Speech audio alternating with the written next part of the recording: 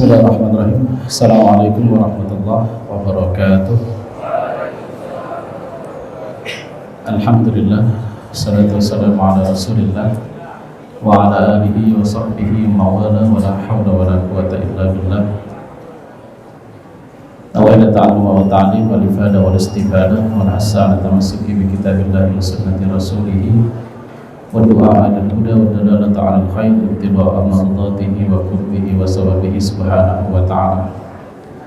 Bapak Ibu kaum muslimin dan muslimat rahimakumullah, alhamdulillah kita telah memasuki malam ke-20 ataupun malam terakhir dari sepertiga kedua dari bulan suci Ramadan.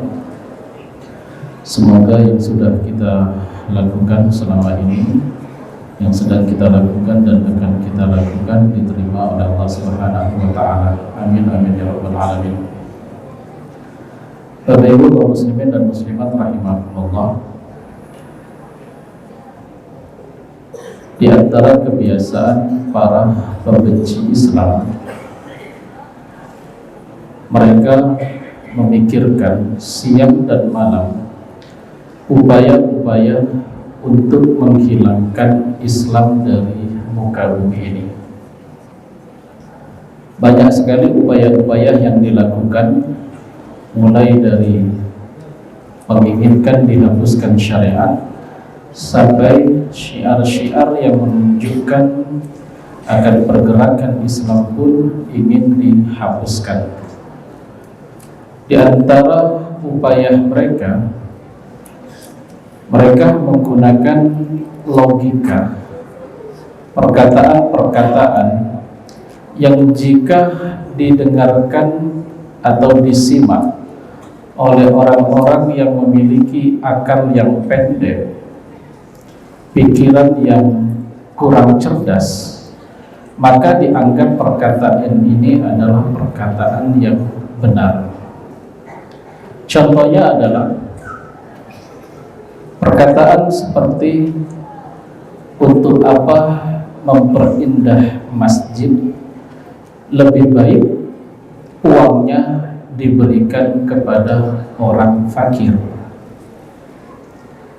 Untuk apa memperbanyak menyembelih hewan kurban, bukankah lebih baik uangnya diberikan kepada pendidikan anak miskin? Untuk apa melakukan kegiatan nuzulul Quran, hari besar Islam, bukankah lebih baik jika dananya dibagikan kepada orang miskin sehingga mereka tidak kelaparan? Kata-kata ini sering kita dengar, bahkan beberapa tahun terakhir selalu terulang, terutama nanti dekat-dekat hari raya Idul Adha. Dan lagi kita katakan, banyak sekali orang-orang yang berpikiran pendek mengiyahkan dan mengaminkan seakan-akan perkataan ini adalah perkataan yang sangat benar. Bapak Ibu kaum muslimin dan muslimat rahimakumullah, perlu kita garis bawahi kalimat-kalimat yang kita sebutkan tadi dan berbagai macam kalimat lainnya. Sebenarnya itu adalah ucapan-ucapan yang dirangkai, yang disusun oleh orang-orang yang benci dengan Islam dan disambut oleh orang-orang yang memiliki pemahaman yang dangkal terhadap agamanya sendiri, sehingga seorang ibu yang memiliki gelar profesor dengan bangganya mengatakan, saya sudah lebih dari 10 tahun tidak berkurban karena bagi saya lebih baik berbagi untuk orang miskin daripada memberi makan orang kaya. Masya Allah, ternyata benar apa yang dikatakan oleh Rocky Gerung. Semoga Allah memberikan ia hidayah. Kebanyakan gelar itu menunjukkan cuma pernah belajar, tidak menunjukkan kalau pernah berpikir. Kenapa? Ada 3 alasan mengapa kalimat ini keluar. Alasan pertama untuk kita menolaknya, 1,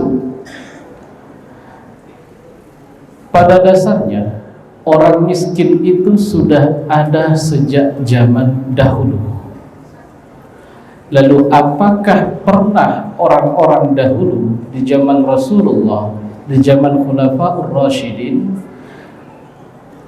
mengucapkan kalimat tersebut dan disampaikan kepada para sahabat, para tabi'in? Jawabannya tidak pernah. Kenapa? Karena orang-orang terdahulu paham aulawiyat, prioritas di dalam beragama, dan mereka paham firman Allah, a'udzubillahi minasyaitonirrajim, wa may yu'azzim sya'airallah fa innaha min taqwal qulub. Barang siapa yang mengagungkan syiar-syiar Allah, apa saja syiar Allah, syiar-syiar agama, masjid, kegiatan-kegiatan keagamaan, ini merupakan bagian daripada syiar. Azan, sebagian orang yang memiliki hati yang dangkal dan rasa benci yang dalam terhadap agama menginginkan kalau bisa azan itu di silent. Artinya azan cuma ada di dalam kawasan masjid saja, sehingga tidak mengganggu orang tidur. Masya Allah. Azan merupakan bagian daripada syiar. Bahkan Nabi Muhammad SAW memilih para sahabat yang memiliki suara-suara yang merdu untuk mengumandangkan azan. Para sahabat Khulafaur Rasyidin, mereka berbondong-bondong membangun Masjid Nabawi dan Masjidil Haram, mulai daripada era Utsman bin Affan, kemudian era Ali bin Abi Thalib, dilanjutkan oleh masa Umayyah, dilanjutkan oleh masa Abbasiyah, tanpa ada sedikit pun protes dari orang-orang atau ulama-ulama di zaman tersebut, karena mereka paham ini adalah bentuk syiar, dan syiar itu sangat penting di dalam agama kita. Maka tujuan mereka tak lain dan tak bukan untuk mematikan syiar, sehingga orang-orang tidak melihat keindahan atau perbedaan daripada Islam. Songkok yang kita pakai, jilbab yang dipakai, itu adalah bagian daripada syiar. Dan syiar inilah yang mereka ingin cabut, sehingga Islam itu tidak terlihat lagi dalam kehidupan. Hampir sama saja, Islam dengan bukan Islam tidak ada bedanya. Maka yang diserang adalah syiar-syiar tersebut. Yang kedua, hampir bisa dipastikan orang yang berangkat umroh berkali-kali, melaksanakan ibadah haji, melakukan kegiatan-kegiatan keislaman, selain mereka menginfakkan hartanya untuk ibadah muhdah, ibadah pribadi mereka, hakul yakin mereka juga adalah orang yang selama ini menyantuni anak yatim. Mereka juga adalah orang yang selama ini berbagi dengan sesama muslim. Maka kalau ada yang kemudian mengkritik, kita tanya balik, apa sumbangsi Anda? Sudah berapa banyak orang miskin yang Anda santuni? Sudah berapa banyak anak-anak miskin yang engkau tanggung kehidupan dan pendidikannya? Sehingga jangan sampai kalimat tersebut digunakan hanya untuk menghancurkan syiar-syiar Islam, padahal dia sendiri jauh daripada agama Islam itu sendiri. Itu yang kedua. Yang ketiga, mari kita gunakan logika yang sama. Mengapa yang diprotes selalu ibadah? kepada mereka yang selalu memprotes pembangunan masjid. Kenapa masjid terlalu megah sementara orang miskin tidak diperhatikan? Kenapa harus melakukan kegiatan keagamaan padahal banyak orang miskin yang terlantar?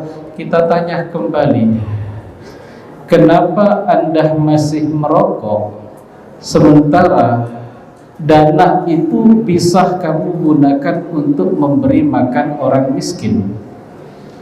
Kenapa Anda masih healing-healing, jalan-jalan menghabiskan uang, sementara dana tersebut bisa kok diambil untuk memberi makan orang miskin?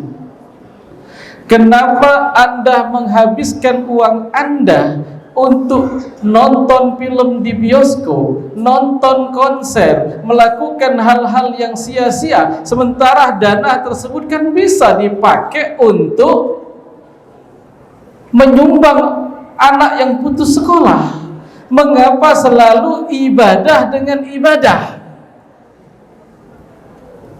Kenapa bukan perbuatan-perbuatan yang Anda selama ini lakukan, mulai konvoy-konvoy, nongkrong-nongkrong, ngabisin duit di kafe, kemudian ngabisin waktu, ngabisin uang pada segala sesuatu yang sia-sia? Kenapa ini tidak dihilangkan dananya untuk ngasih orang miskin? Kenapa selalu yang diserang itu masjid dibangun megah-megah padahal banyak orang miskin? Lah, kenapa Anda masih merokok? Kan dana itu bisa dikasihkan ke orang miskin, lebih bermanfaat, lebih berfaedah. Dan kalimat itu tidak pernah diucapkan oleh orang-orang tersebut. Kenapa? Karena tujuannya tak lain dan tak bukan untuk menyerang Islam itu sendiri. Bukan karena mereka peduli dengan orang miskin, bukan karena mereka peduli dengan pendidikan anak yatim, bukan. Mereka ingin menggambarkan bahwasanya Islam tidak peduli dengan sesama. Buktinya mereka bayar kurban dengan harga yang mahal, kemudian mereka tidak mempedulikan orang miskin. Di satu sisi mereka lupa, pada saat kita membayar uang kurban, bukankah di akhirnya kita bagikan kepada orang miskin? Tapi bagi mereka itu nomor sekian. Maka kalau ada lagi ucapan-ucapan yang selalu membanding-bandingkan hal tersebut, ketahuilah ini adalah ucapan yang disusun oleh musuh-musuh Allah, disebarkan kepada kaum muslimin yang lemah logikanya, maka mereka menganggap itu adalah kebenaran, padahal itu jauh dari kebenaran. Kita tetap melakukan syiar Islam, bahkan kita agungkan syiar. Begitu juga kita juga menjalankan, memberikan infak, menanggung nafkah, memberikan kesempatan bagi orang miskin dan anak yatim untuk melanjutkan pendidikan mereka. Tidak ada yang dihilangkan untuk memunculkan yang satunya, yang ada semuanya jalan bersama. Semoga Allah Subhanahu wa taala menjauhkan kita semua dari syubhat-syubhat yang dilontarkan oleh para musuh Islam dan menjadikan kita selalu istiqomah dalam berpegang teguh dalam ajaran agama Allah sesuai dengan aturan daripada Al-Quran dan As-Sunnah. Ini saja yang dapat kami sampaikan. Usi nafsi wa iyyakum bitaqwallah. Assalamualaikum warahmatullahi wabarakatuh.